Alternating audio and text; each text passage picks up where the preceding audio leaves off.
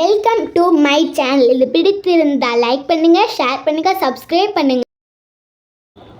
அஸ்ஸலாமு அலைக்கும் ரஹ்மத்துல்லாஹி வபரகாத்துஹு. இன்றைக்கு ஃபாத்திமா ரலியல்லாஹு அவர்களுடைய வரலாறு தான் பார்க்க போகிறோம். இன்ஷா அல்லாஹ் ஸ்கிப் பண்ணாமல் பாருங்கள்.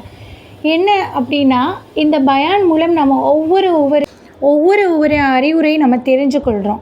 அதில் இந்த தடவை நம்முடைய பிள்ளைகளை எந்த அளவுக்கு நாம் பார்க்குறோம், அவங்களுடைய திறமைகளை நாம் ரசிக்கிறோமா, பார்க்கின்றோமா? ஆனால் அந்த காலத்தில் நம்முடைய ஃபாத்திமா ரலியல்லாஹு அவங்களுடைய குழந்தைகளின் திறமையை கண்காணித்து என்ன நிகழ்த்தியிருக்காங்க அப்படின்னு தான் பார்க்க போகிறோம். ஒரு சமயம் என்னாச்சு, ஹசன் ரலியல்லாஹு ஹுசைன் ரலியல்லாஹு யாருன்னு தெரியும். யார்? ஃபாத்திமா ரலியல்லாஹு அவங்களுடைய மகன்கள். நம்ம முந்தைய பயான்கள்லாம் பார்த்திங்கன்னா தெரியும் அவங்களுடைய வரலாறு. ப்ளேலிஸ்ட்டில் இருக்குது, செக் பண்ணி பார்த்துக்கோங்க. அப்போது இந்த இருவரும் ஆளுக்கு ஒரு கவிதையை எழுதி கொண்டு நம்முடைய தாயார் ஃபாத்திமா ரலியல்லாஹு அவங்கள்ட்ட காமிக்கிறாங்க. ஆனால் 2 பிள்ளைகளுமே நல்ல கவிதைகள் எழுதியிருக்காங்க. யாரை சொல்கிறது அப்படின்னு அவங்களே திகைத்து மௌனமாக இருக்கும்போது அவங்க தந்தை அலி ரலியல்லாஹு வீட்டுக்கு நுழையும் போது தந்தைகிட்ட காமிங்க அப்படின்னு சொல்லவும் அவங்கள்ட்டையும் காமிச்சாச்சு. அவங்க பார்த்ததுக்கப்புறம் 2 பேர்ட்டுமே நல்லாயிருக்கு, என்ன சொல்கிறதுன்னு பதில் தெரியலை. மௌனமாக இருக்கும்போது யார் வர்றான்னா வீட்டுக்கு நம்முடைய முகமது நபி ஸல்லல்லாஹு அலைஹி வஸல்லம், ஃபாத்திமாவுடைய தந்தை வர்றாங்க. சரி, அப்படியே என்ன செய்கிறாங்க, அலி ரலியல்லாஹு நீங்கள் போய் அவங்க பாட்டனாட்ட கேளுங்க அப்படின்னு சொல்லவும், அதாவது அப்பாட்ட காமிங்க அப்படின்னு சொல்லவும் அவங்களும் என்ன பண்ணியிருக்காங்க, அமைதியாகவே இருந்திருக்காங்க. ஏன்னா அந்த இருவரும் தாய் தந்தையர் மௌனம் காத்தது போல் இவங்களும் மௌனம் காத்து விட்டாங்க.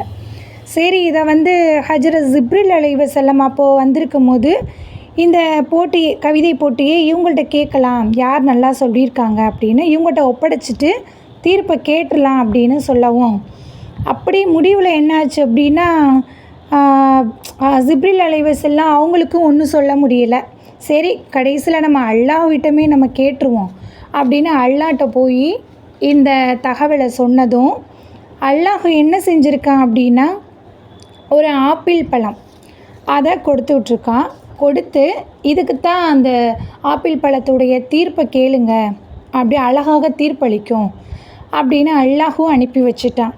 அல்லாஹ் சொன்னதை போல் ஜிப்ரில் அலைஹி வஸல்லம் நபி ஸல்லல்லாஹு அலைஹி வஸல்லம் இந்த ஆப்பிளை தரையில் உருட்டி விட்டாங்க. உருட்டி விட்டதுக்கப்புறம் வலது பக்கம் சென்றால் ஹசன் ரலியல்லாஹுடைய கவிதை தான் சிறந்தது. இடது பக்கம் போச்சுன்னா ஹுசைன் ரலியல்லாஹு அவங்களுடைய கவிதை தான் சிறந்தது அப்படின்னு சொல்லவும், இந்த ஆப்பிள் பழம் என்னாச்சு, உருண்டோடி இருக்குது.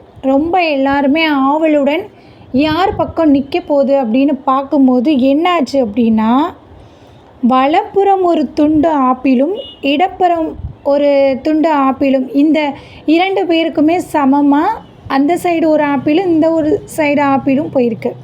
அப்போ அல்லாஹ் சொன்னது போல் என்னாச்சு, தீர்ப்பை அழகாக வழங்கிட்டான்.